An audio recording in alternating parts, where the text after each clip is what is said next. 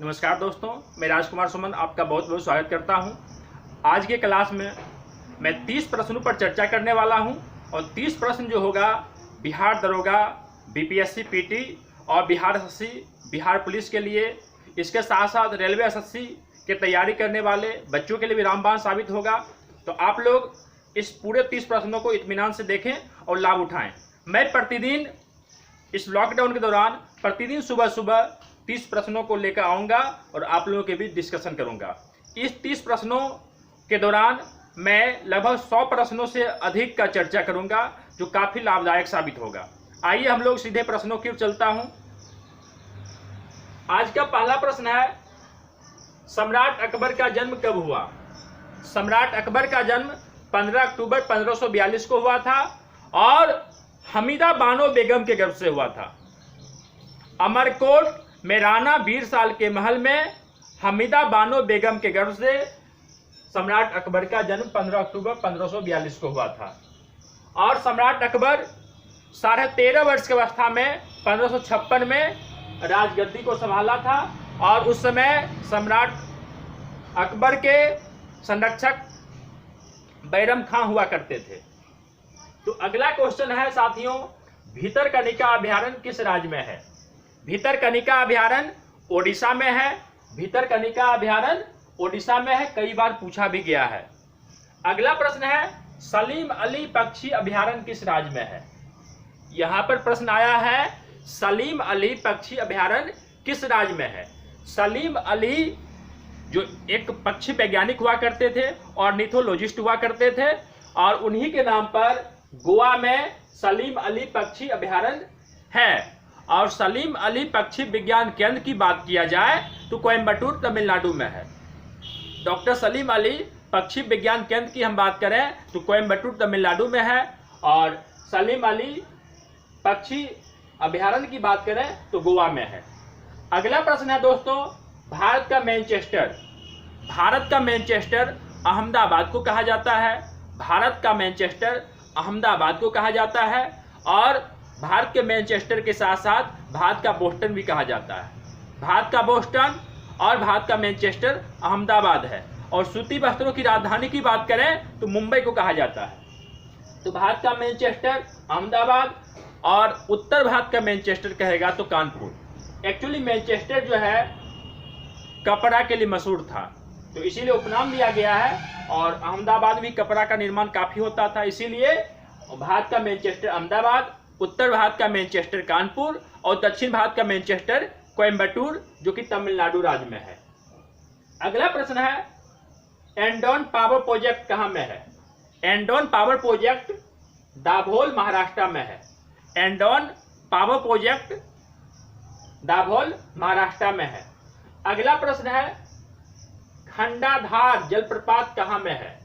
खंडाधार जलप्रपात सुंदरगढ़ ओडिशा में है। और भारत का सबसे ऊंचा जलप्रपात की बात करें तो महात्मा गांधी या जोग या गढ़सोप्पा जलप्रपात को सबसे ऊंचा जलप्रपात कहा जाता है, जो कर्नाटक में है। अगला प्रश्न है, अग्नि निर्जा रोग का संबंध किससे है? अग्नि निर्जा रोग का संबंध सेब से है और सेब में मेलिक अम्ल पाई जाती है। कभी कभी प्रश्न पूछा जाता है, सेब में कौन सा अम्ल पाई जाती है? तो सेब में मेलिक अम्ल पाई जाती है और अग्नि निर्जा रोग का संबंध सेब से है। एक टिक्का रोग का संबंध मूंगफली से है। कई बार पूछा गया है, टिक्का रोग का संबंध मूंगफली से है। अगला प्रश्न है, विश्व का एकमात्र यहूदी देश। इजराइल जो है विश्व का एकमात्र यहूदी देश है। अगला प्रश्न है दोस्तों, चकमा शरणार्थी किस देश का है? ये कई बार क्वेश्चन पूछा गया है। चकमा शरणार्थी ये बांग्लादेश का है। चकमा शरणार्थी बांग्लादेश का है। अभी हाल ही में चर्चा में रहा रोहिंग्या शरणार्थी। रोहिंग्या शरणार्थी ये मुख्य रूप से म्यांमार का है। ये 4 फुल फॉर्म दिया गया है जो काफी महत्वपूर्ण है। आरटीजीएस ये बैंकिंग टर्म है। आरटीजीएस बैंकिंग टर्म है और आरटीजीएस का शब्द विस्तार होता है real time gross settlement. RTGS का शब्द विस्तार होता है रियल टाइम ग्रॉस सेटलमेंट। अगला है एनईएफटी नेफ्ट। नेफ्ट का शब्द विस्तार होता है national electronic fund transfer. National electronic fund transfer. अगला है जो कंप्यूटर से संबंधित है, HTTP, hyper text transfer protocol, hyper text transfer protocol. अगला है HTML, hyper text markup language. ये चारों जो है कई बार पूछा गया है। अगला देखिए गौतम बुद्ध अभयारण्य। गौतम बुद्ध अभयारण्य गया में है और भगवान महावीर अभयारण्य की बात करें तो गोवा में है। भगवान महावीर अभयारण्य गोवा में है और गौतम बुद्ध अभयारण्य गया में है। अगला प्रश्न है अंगूर का सबसे बड़ा उत्पादक। अंगूर का सबसे ज्यादा प्रोडक्शन नासिक में होता है। अंगूर का सबसे अधिक प्रोडक्शन नासिक में होता है। और संतरा की बात करें तो संतरा का सबसे अधिक प्रोडक्शन नागपुर में होता है। और नागपुर में राष्ट्रीय रसदार फल अनुसंधान केंद्र है। नागपुर में राष्ट्रीय रसदार फल अनुसंधान केंद्र है। राष्ट्रीय खान ब्यूरो का मुख्यालय है। नागपुर नाग नदी किनारे बसा हुआ है। और अंगूर है, अंगूर का सबसे बड़ा उत्पादक शहर नासिक है। और नासिक जो है यहाँ पर कुंभ मेला का आयोजन होता है। कुंभ मेला का आयोजन हर 12 वर्षों पर होता है और अर्ध कुंभ का आयोजन 6 वर्ष पे होता है। और कुंभ मेला का आयोजन कुल मिलाकर 4 शहरों में होता है, हरिद्वार, इलाहाबाद, उज्जैन और नासिक। हरिद्वार में गंगा नदी किनारे है। इलाहाबाद अब उसका नाम प्रयागराज हो गया है, गंगा यमुना और सरस्वती के संगम पर। उज्जैन जो कि क्षिप्रा नदी किनारे लगता है। और नासिक जो है गोदावरी नदी किनारे बसा हुआ है। यहाँ पे कुंभ मेला लगता है। नासिक को बिर्ध गंगा या दक्षिणी गंगा कहा जाता है। दक्षिण की गंगा कावेरी कहा जाता है। कावेरी को दक्षिण की गंगा, की फॉर कावेरी, दक्षिण की गंगा कावेरी, दक्षिणी गंगा या बिर्ध गंगा गोदावरी नदी त्र्यंबकेश्वर की पहाड़ी से निकलती है। अगला प्रश्न है चिकनकारी के लिए मशहूर शहर।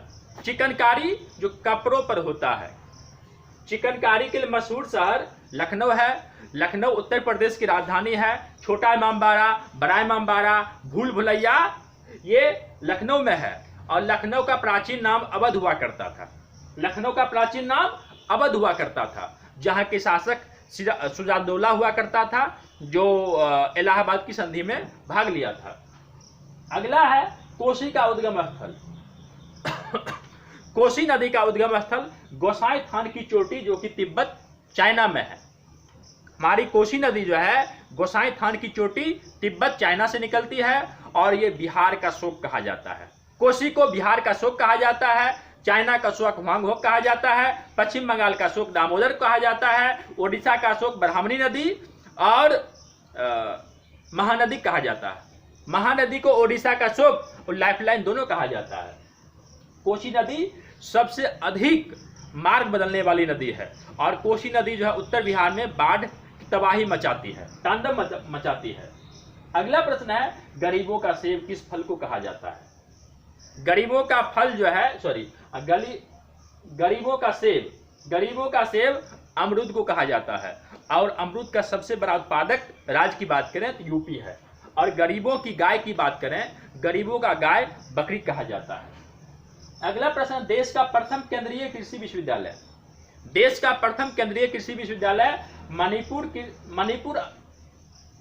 केंद्रीय कृषि विश्वविद्यालय इम्फाल, जिसका स्थापना 1993 में हुआ था। देश का प्रथम केंद्रीय कृषि विश्वविद्यालय का स्थापना 1993 में हुआ था, जिसका नाम मणिपुर केंद्रीय कृषि विश्वविद्यालय इम्फाल रखा गया था। और देश की प्रथम कृषि विश्वविद्यालय की बात करें तो JB पंत कृषि विश्वविद्यालय उत्तराखंड 1960 में स्थापित हुआ था। JB पंत उत्तर प्रदेश के प्रथम मुख्यमंत्री हुआ करते थे। उन्हीं के नाम पर देश के प्रथम कृषि विश्वविद्यालय का स्थापना पंतनगर उत्तराखंड में 1960 में किया गया था। अगला प्रश्न है मसालों का बगीचा। केरला को मसालों का बगीचा कहा जाता है और केरल मसालों के लिए मशहूर है। यहाँ पे साइलेंट वैली, मौन घाटी भी है। अगला प्रश्न है ककोलत जलप्रपात कहाँ में है। ककोलत जलप्रपात बिहार के नवादा जिला में है। ये प्रश्न BPSC में कई बार पूछा भी गया है। ककोलत जलप्रपात बिहार के नवादा जिला में है। अगला प्रश्न है मगही पान को GI टैग मिला है।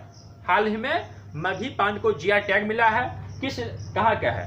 मगही पान का प्रोडक्शन नवादा जिला से होता है, बिहार के नवादा जिला से होता है। अगला प्रश्न है अल्फांसो आम किस राज्य का राजकीय फल है। अल्फांसो आम जो है महाराष्ट्र का राजकीय फल है। बिहार का राजकीय पशु, बिहार का राजकीय पशु बैल है। बिहार का राजकीय पशु बैल है और राजकीय मछली मांगुर है। और देश का राष्ट्रीय जलीय जीव डॉल्फिन है। महावीर का जन्म कब हुआ? महावीर का जन्म 540 ईसा पूर्व कुंडग्राम वैशाली में हुआ था।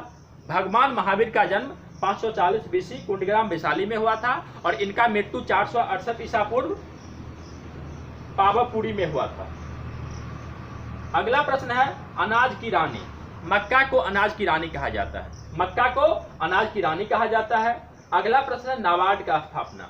नाबार्ड का स्थापना 1982 में हुआ था और इसका स्थापना शिवरामन समिति के अनुशंसा पर नाबार्ड का स्थापना हुआ था और इसका मुख्यालय मुंबई में है। और नाबार्ड जो है दीर्घकालीन कृषि ऋण प्रदान करती है। अगला प्रश्न है प्रोजेक्ट एलिफेंट की शुरुआत कब हुई? प्रोजेक्ट एलिफेंट, आपने प्रोजेक्ट टाइगर का नाम सुना होगा, जिसका शुरुआत 1973 में मध्य प्रदेश से हुआ था और तत्कालीन प्रधानमंत्री इंदिरा गांधी हुआ करती थी। और tiger man of India Kailash Sankhla कहा जाता है। यहाँ पर है प्रोजेक्ट एलिफेंट की शुरुआत 1992 में हुआ था। एलिफेंट को बचाने के लिए प्रोजेक्ट एलिफेंट की शुरुआत 1992 में किया गया। राष्ट्रीय डॉल्फिन अभ्यारण्य, राष्ट्रीय गंगेटिक डॉल्फिन अभ्यारण्य गंगा नदी में भागलपुर में है और भारत का राष्ट्रीय जलीय जीव डॉल्फिन है और डॉल्फिन को राष्ट्रीय जलीय जीव का दर्जा 2009 में दिया गया। अगला प्रश्न है और लास्ट प्रश्न है विक्रमशिला विश्वविद्यालय का स्थापना किसने किया? विक्रमशिला विश्वविद्यालय का स्थापना पाल वंश के महान शासक धर्मपाल ने 9वीं सदी में किया था और इसका खंडहर जो है भागलपुर में स्थित है और इसका ध्वज जो है बख्तियार खिलजी ने किया। तो साथियों, आज का 30 प्रश्नों का कलेक्शन समाप्त हुआ और पुनः हम लोग आगे भी प्रतिदिन 30 प्रश्नों को लेकर हाजिर रहेंगे और आप लोग इस प्रश्नों को देखें और लाभ उठाएं। धन्यवाद।